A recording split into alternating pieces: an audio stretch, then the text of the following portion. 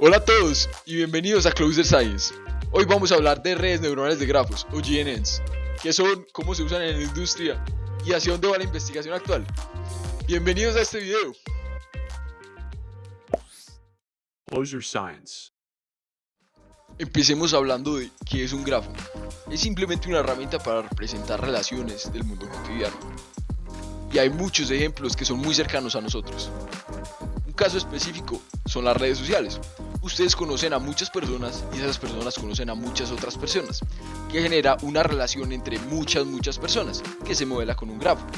U otro ejemplo muy clásico son las vías de las ciudades, que conectan muchos puntos, a los cuales les llamamos nodos. En conclusión, un grafo está compuesto por nodos y los vértices, las relaciones entre cada uno de esos nodos. El caso es que esa herramienta permite modelar muchos tipos diferentes de grafos. Por ejemplo, si queremos decir que unos nodos se conectan con otros nodos en una relación dirigida muy específica, llamamos un grafo dirigido. O por ejemplo, si queremos decir que cada uno de esos nodos tiene una relación diferente con otros nodos, generamos un grafo ponderado.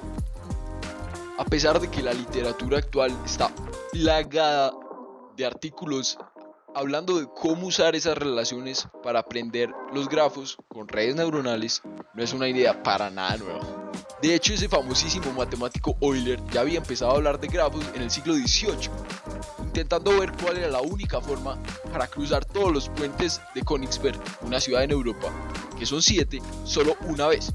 Ahí surgió el campo de los grafos en las matemáticas.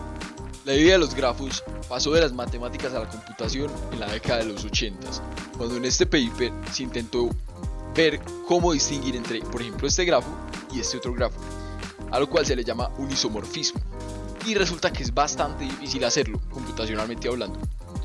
En este paper se trabajaron por primera vez redes neuronales de grafos para aprender las relaciones entre los objetos. Ahí se dio paso al inmenso campo que ahora son las redes neuronales de grafos o GNNs. Obviamente nos surge la pregunta, ¿por qué vamos a abandonar los multilayer perceptron tradicionales con capas ocultas y funciones de activación tradicionales?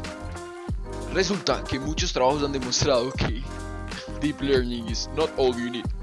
Esas arquitecturas son terribles para modelar tipos de datos con naturaleza geométrica tabular, en la cual, por ejemplo, las relaciones de distancia son bastante importantes. Otros trabajos, como por ejemplo los ensambles de árboles o, por ejemplo, mecanismos de atención, intentan solucionar esos problemas, pero lo más natural, claramente, resultan ser las redes de grafos. Básicamente, tratamos las redes neuronales y los grafos de una forma muy similar.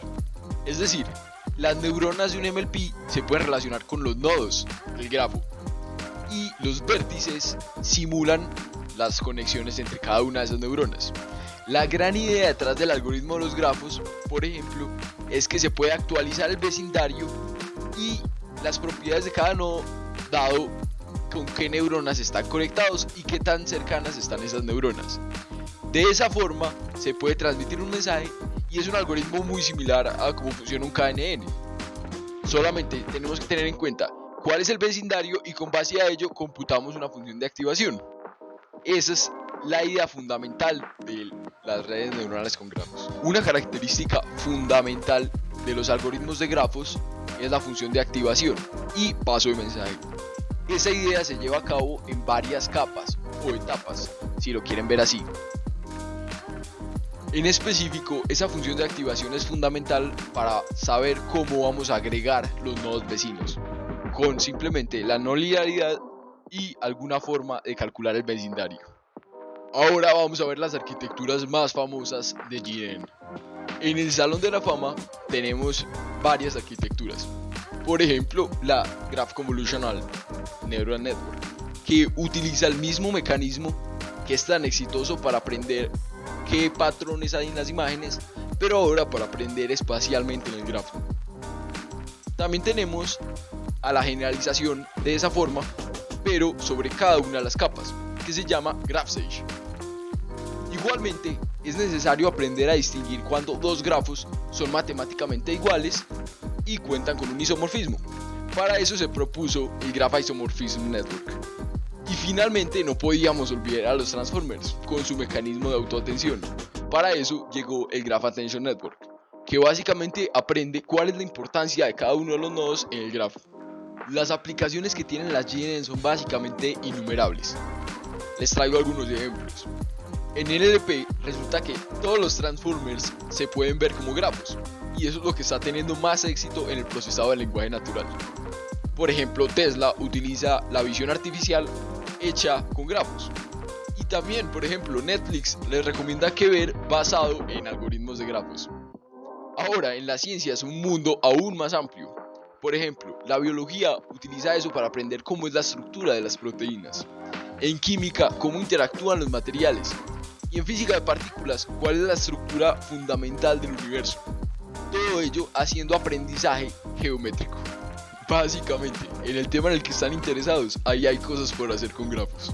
Hablemos ahora de para dónde va la investigación con grafos. Resulta que los modelos de lenguaje nos muestran que el tamaño es muy importante. Lo mismo debe ocurrir con grafos. Podemos, por ejemplo, preentrenar algunas áreas del conocimiento y hacer transferencia de lenguaje, que también van a poder extrapolar la geometría del universo. Otra pregunta de particular interés, por ejemplo, es cómo utilizar la física para mejorar los algoritmos. Por ejemplo, en materiales vemos que rompe todos los accuracies de los demás modelos, necesitando muchos menos datos de entrenamiento.